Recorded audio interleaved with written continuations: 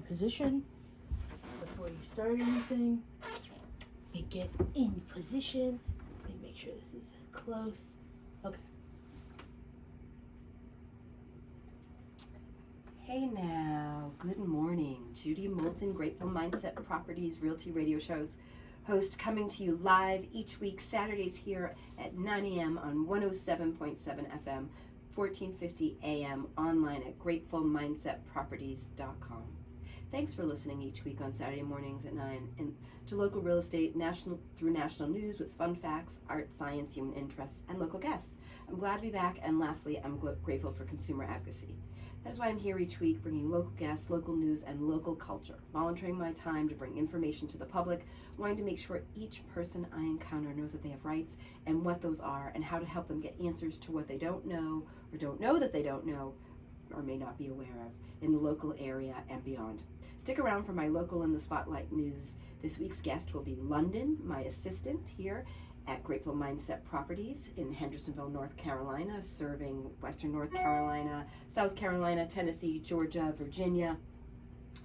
Glad to be able to bring all that I do each week, and glad to have an assistant and more in my office and elsewhere, serving the public with loyalty, with trust, and bringing value to those that I serve.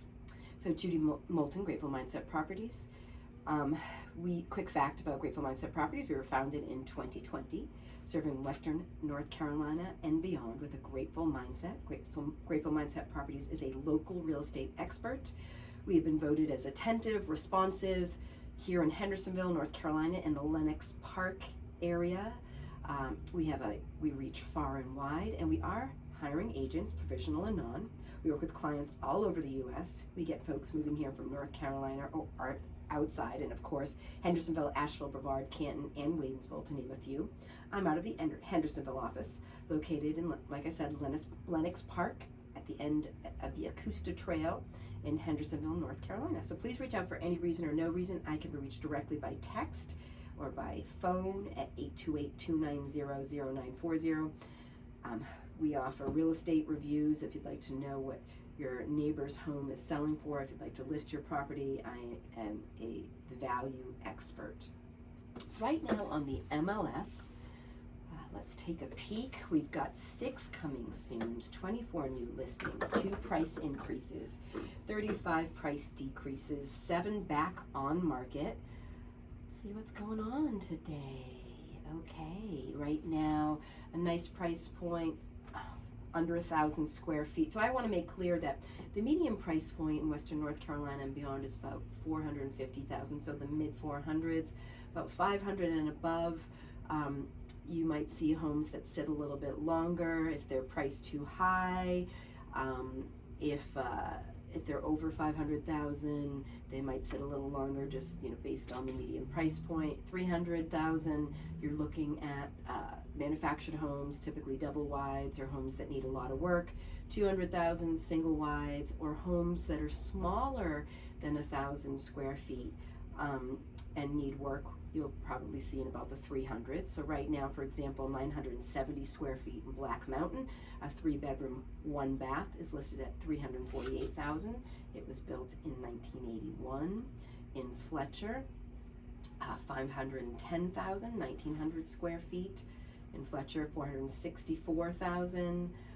Nice size, 1,800 square feet, built in 2007. So these are some of our highlighted coming soon listings. Also, we have, let's take a peek, some of our featured new listings. Lake Toxaway, $2 million and change in the Lake Toxaway Estates. Lake Lure in the Rumbling Bald subdivision, 3-bedroom, 3-bath, built in the 80s. Very nice. That is for $570,000. Zirconia, an unincorporated town right in the outskirts of Hendersonville and Saluda area, for $640,000, and that is a 967 square foot home. In Etowah, $399,000, tri-level. It's a 3-bedroom, 2-bath with a half bath, built in '69. So again, median square price medium price point is $450,000, more or less. Anything above 500,000, move-in ready, not overpriced, may sit for 15 or so days. On average, 30 days is a long time for a price for a property to be sitting around. We still have homes that are selling above list, but if they are move-in ready, they sell above list. We're not seeing as many properties with people overbidding, so it's usually right around list price or slightly above or slightly below. So we're more of a balanced market, so it is a good time to buy property, although interest rates are still in the sevens. We still are in that 7.8 for the 30-year, 7.7 for the 30-year, 7.78 for the 30-year, and 15-year about 7.3, so about the same as it was last week. Still slightly below what it was 2 weeks ago, where it was almost at 8%. So we are still seeing that. So that is something that we may see go up and down again by the end of the year. So I'd like to bring on my special guest, London. So hey, London, how are you? I'm doing all right. How are you? I'm doing great. Getting over my bronchitis. For those of you that have been listening diligently in the past 6+ weeks, I've been dealing with this cough, and I am starting to get over it. But it is nice to have London on here, my assistant. She is extraordinary and very helpful. I couldn't do what I do. I couldn't have a life if I didn't have her assisting me and other agents as she does. So London, tell me, what brings you in today? Well, first of all, it's interesting to be on this side of the recording/camera.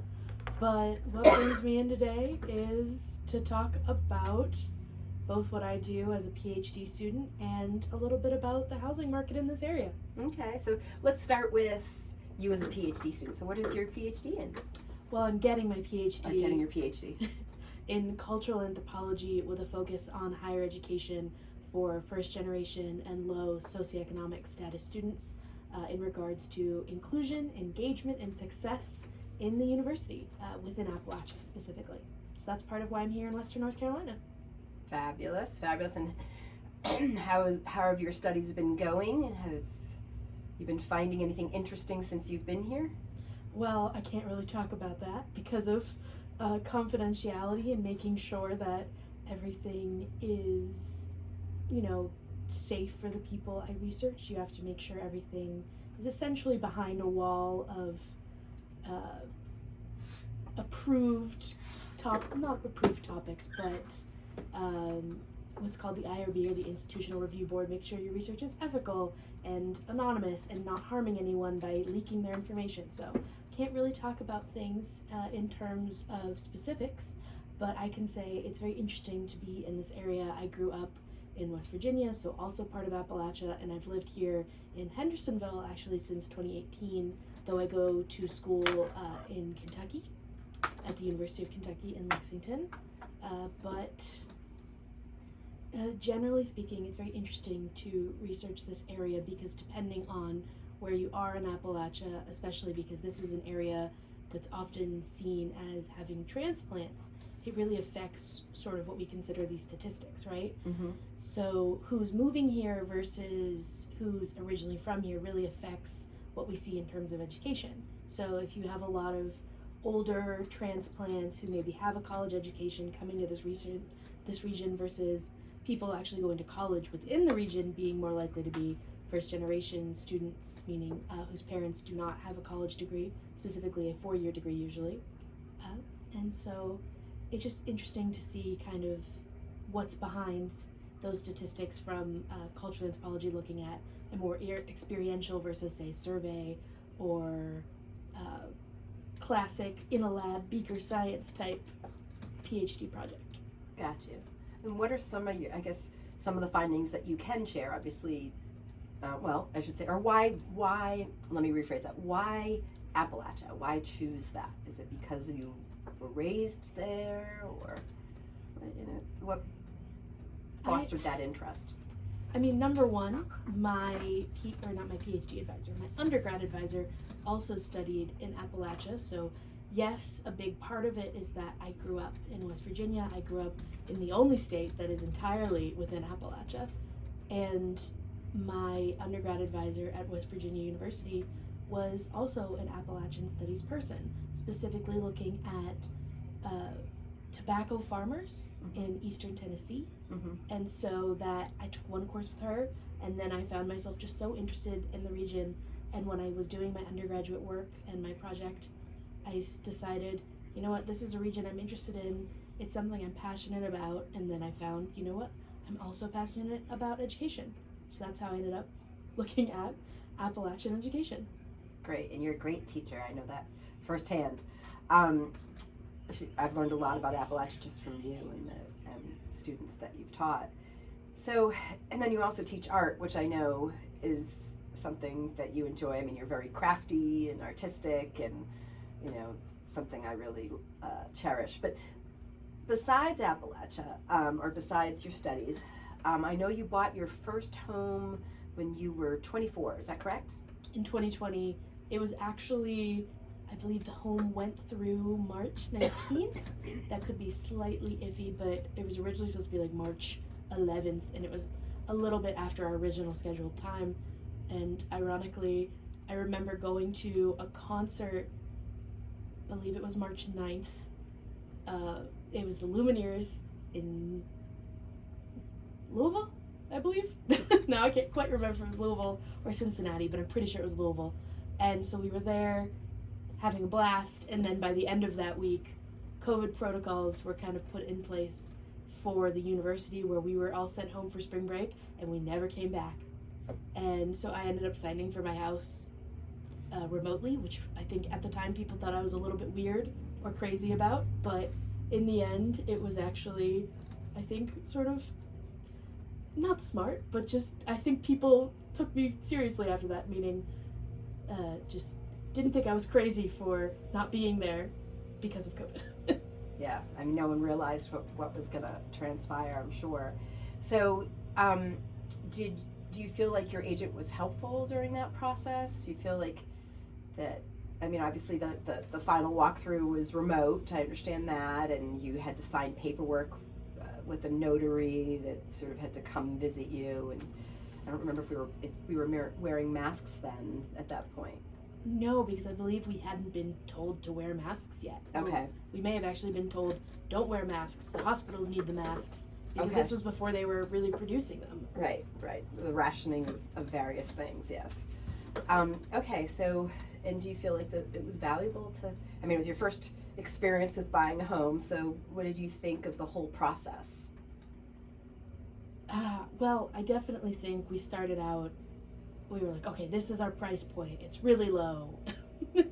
And then we saw homes in that price point, and we were like, oh, okay, this is not what we want. They were either really fixer-upper or just, you know, not in the area we were looking to live. And so we had to raise our price point, not considerably, but up, you know, from probably like $50,000, because when you're looking at houses, even if you're not actually getting that value, let's say if the average home price is $450 and you're looking at homes really between $400 and $450, you might get a house that's $450, or it might be $401, you know, so you never know. But we were looking in those price points. We saw, I think at one point, like 14 houses in one day. Kind of feel bad for that realtor a little bit, just because we were so determined to find something. And we actually did. And I remember being really surprised, because it was a house that actually was back on market, where I don't remember, or maybe I didn't know at the time exactly why it had fallen through originally, perhaps financing, or maybe inspections, you never know. Any reason or no reason, right? Yep, never know. And so we went to this house in the evening at like 6 o'clock, saw it, fell in love with it, thought it was so cute, everything that I wanted, you know, and then my realtor called me as I was sitting in the Kroger parking lot about to go into the grocery store and said, they're calling for highest and best by 8 o'clock tonight, and it was like 7:30. So I ended up doing everything over the phone with her, and then running home and making sure everything was signed so that she could put it in, and we got the house, so it did work. Congratulations. And so here we are, how many years later? 3? No. 3. Yep. 3 years later. Do you still feel good about that purchase?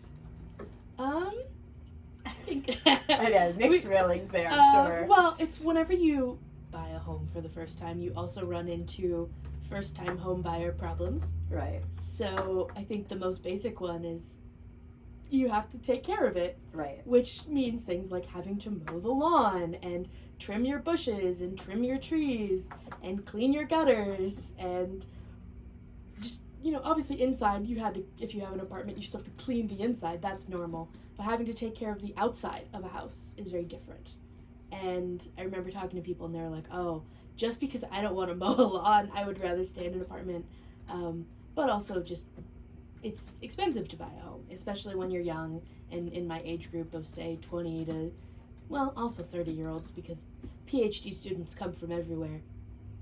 But yeah, it was an interesting process. And then we also had some various storms and weather events, and Kentucky's been hit by a lot recently. So yes, climate change is real. We had ice storms and we had heat waves and freezes and everything. So it's been interesting taking care of the house. But. So there's no buyer's remorse, because most buyers after 2 years, the typical sort of average is 2 years when people are like, oh, I'm ready to downsize, or I'm ready to move here. There's usually change hands after 2 years. We always say stay in your home for 1 year before you sort of make any drastic changes, but 2 years is the average. So you're at 3, so you don't have that buyer's remorse. You recognize, there's a lot that goes into it. 24, now 27, and also living in apartments, student housing, and all the different places that you've lived, and sororities and what have you. I'm sure it's more affordable to own your home than, you're one of the lucky ones. You were able to buy a home. It's less that you pay in a mortgage than you pay in rent. You had a 400 square foot apartment, I think, at one point when you were, whatever, walking distance to the university or whatever, bus ride, very close. But that was, am I right? Yes, so my mortgage 3 years later is still less than my first apartment was, and my first apartment in Lexington specifically. Mm-hmm. But that apartment, even at the end of that first year, was going up, I believe, $50 in rent a month. And that's the thing, is why so many people want to purchase a home is because it is cheaper for mortgages than it is apartments. However, getting over that initial hurdle of even being able to pay for a mortgage is really difficult, especially because you have to have the down payment, or if you don't have a down payment, you have to have the right type of income and not too much debt, the whole debt to income ratio that they figure out in their magical mortgage lender minds. But that creates just a lot of issues, I think, especially for people in my age group who don't necessarily have the most well-paying job, or they're considered starting out and they maybe don't have a large savings or don't have financial help from family, etc. And that really creates a lot of struggle for young people, and that's why there's a lot of issues with affordable housing now, especially because renting is so normal. And we talk about all the time, like people flipping houses and taking affordable properties and making them suddenly expensive, or going to areas that were formerly a little more affordable and, as they say, like gentrifying or putting a lot of money into this area, and then now the people who could afford it can't, or people who... You have to move further out, you have to be more rural, and then, if you're one of the sort of the essential, or not essential worker, but anything that what's the word I'm looking for? People that are in the service industry, etc., and they may not have the best car. There's not a good infrastructure in terms of buses and transportation, for example, in Western North Carolina. They have to live further out, but they also need to get to work at 6 a.m. or work evenings, and it's very difficult to find affordable housing within 30 miles of Asheville or 30 miles of Hendersonville, for example. So that is it is an issue, and obviously it's an issue across the country, or, you know, other parts of the world. But that brings up something that I'm sort of mindful of these past couple of weeks, which you may or may not be aware of. When you were buying a home and you didn't have to pay a commission, right? That was something that was covered by the sale or the seller's side of the transaction, correct? Do you remember? Yeah, meaning that the realtor's commission is not always, that's actually a part of what I know you're about to start talking about, is that realtor's commissions are typically by the seller side, meaning the buyer is bringing all the money to buy the home, but not to cover the sort of transactional fees for realtors. But yes, I did not have to pay any of the realtor commission fees, no.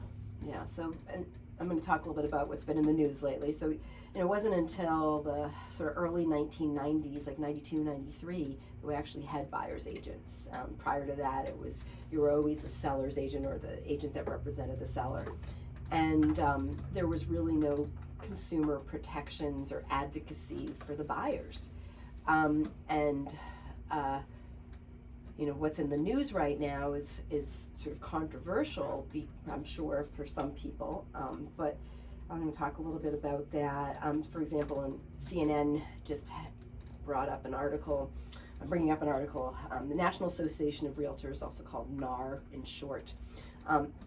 Right now, after 1.8 billion verdict, the clock is what's the title of the article is, the clock is ticking on the 6% real estate commission. So we're talking about the real estate commission, which is typically whatever the negotiable rate is, the seller has typically paid the bulk of that. We're seeing more and more, I'm seeing it more and more when we're seeing listings. You as my assistant see this more and more. We talk to buyers about this, in terms of buyer's agency. We start out as an oral agreement, and then we reduce that to writing whenever we write offers. And so typically the buyer is had to pay a percentage of that. We're seeing more and more that 1/4%, 0.5%, a full percent that the seller is asking the buyer to pay. Now, you were just talking about how, affordable housing, can you imagine as a buyer, now you're supposed to put 20% down, and you're now going to be paying, depending on the price point, right? Could be a couple of thousand, could be a few hundred, could be several $1,000s in addition. And so that may be hard for some buyers. And what do you think about that? I think it's complicated because on one hand, I can see why obviously a seller would say, I don't want to cover all or some or however much of the buyer commission, because their job from the buyer side is to protect the buyer and presumably make sure they get the most appropriate price for that home. Whereas, say, the seller is, trying to make sure they represent the seller and also get the most appropriate price for that home, which, on either side is benefiting that person. And so for a seller, I could absolutely see that they would want to not pay it because they're not bringing the buyer, they're not bringing the buyer's agent. Why would they want to cover it? But then on the other hand, without that buyer's agent who is making sure that person sees the home and actually goes in and does all of the showings and everything, the listing agent usually is not doing that. They're kind of more involved on the paperwork side and calling the seller, but they're not the one actually going in necessarily and showing anything. Open houses, showing the home, get paid absolutely nothing, and basically gas, depreciation on their car, their time away from their family, all the things that they're doing in terms of the research of that property, doing the deep dive, all the stuff that that we do. You're right. So the buyer's agent really does the bulk of the work, and so they get paid for that. That commission is split 4+ ways, right? You're familiar with that. And so they get a fraction of that. Let's say, for example, in this case I'm just going to read a little bit in terms of the article.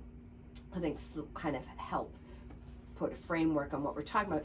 So CNN, using a travel agent to buy a plane ticket or a stockbroker to trade equities seems like relics of the past. And yet every day people across America hire a real estate agent to help them sell or buy a home. It's one of the few industries that has been able to largely avoid the disruption that has helped consumers cut costs in the internet age. Because about 70% of our economy relies on real estate.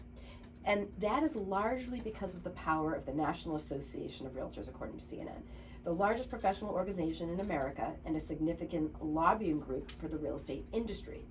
But the verdict handed down in Missouri court on Tuesday, this past Tuesday, that found that NAR and two brokerage firms, Home Services of America and Keller Williams Realty, were liable for $1.8 billion in damages for conspiring to keep commissions artificially high. This marks the beginning and the end of how homes are bought and sold is the conversation right now. Two other firms initially named in the suit brought by home sellers, RE/MAX and Anywhere Real Estate, formerly known as Realology, which is the parent company of Coldwell Banker and Century 21, Sotheby's, and some others. The court combined the damages at $140 million. As a term of the settlement, they each announced a commitment to make changes in their business practices, so Century 21, Sotheby's, RE/MAX, Keller Williams, to name a few. So, including and not requiring agents to be members of the National Association of Realtors. While state governments are licensed real estate agents, National Association, or NAR, of Realtors has an extensive code of ethics it expects members to adhere to. NAR and the brokerages have vowed to appeal the verdict, so it is under appeal, and that's really important to understand. And what is the case about? So the cornerstone of this, that the plaintiff basically argues that NAR is forcing home sellers to pay an inflated commission that is then split between their agents and the buyer's agents. So I want everybody to understand, as Lennon and I were just talking, that buyer's agents hopefully will not suffer. Hopefully buyers won't suffer either and will be willing and able to pay that commission. And it's very important, just like we do in our office, we let people know right away, hey, the moment I'm showing a property, it's saying that I show them as well as tell them that the seller is not willing to pay the full percent of the commission that our brokerage firm is asking for because of the multiple people that it is being split between and firms that is being split between. And so that, the buyer's agent saying, hey, I want you to be aware, and we have it in writing, we make sure we go over this. It's very important. Do you not agree that it's very important to go over with buyers that they're well aware that they may have to pay a fraction of that percent? Yes, I mean, like you said before in the beginning, consumer advocacy is very clear. And so making sure that the buyer knows explicitly, hey, this is the situation. If you are unwilling to do that, we need to have a conversation, or you may need to find someone else, obviously, because you don't want to essentially waste anybody's time or create any complications or any animosity or yes. Or ill will. So, and do you feel, even with your experience, as we were talking about buying your first home a few years ago, that that it was justified that agent received that commission because she was splitting it amongst several people, and I even think she had to pay a referral fee. So it was even an additional fraction of the percent that she wasn't going to get. I mean, do you think that she did buyer's agents do a good job, and they should be compensated, and that unfortunately the buyer may have to pay that difference, which is what we've been seeing over the past couple of years, and also going over everything very clearly with them. So as in this case, that there's no miscommunication, because we are not certainly trying to keep the commission high. Yeah, so I think she did deserve it, because on the basic level, I didn't have to do anything. Mm-hmm. I just had to obviously see the homes and then tell her, after we had our conversation, this is what I would like to offer. These are the due diligence, earnest fee, etc. And she did all of that essentially complicated legal paperwork, and that is the thing I worry about if there's any issues with people wanting to not have a buyer's agent, is that or for sale by owner, you no need to have representation. A lawyer, because you can't just go into this without some type of representation, because it is a multi-$100,000 complicated legal contract. It isn't just, say, a handshake and you have a home. So it's very complicated, And I understand the reasons why people would shy away, especially because it is already expensive. But then you come into the issue of you may end up actually losing money. Right, so the penny wise, pound foolish adage, right? Well, and it's interesting because I had another realtor run the numbers, and we looked at it, and we're actually being paid $15 an hour is what we actually make as agents. So just to kind of keep that in mindset when anyone's questioning how much we get paid and if we're being overpaid. So thank you for listening today. Thank you, folks. Judy Moulton, Grateful Mindset Properties, your Realty Radio host every Saturday, 9 a.m., 107.7 FM, gratefulmindsetproperties.com, Spotify, Apple, YouTube. You can find us online. You can see us.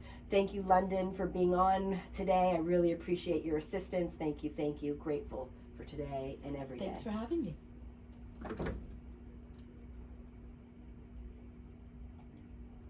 We talk a lot. And what happened? Where were we?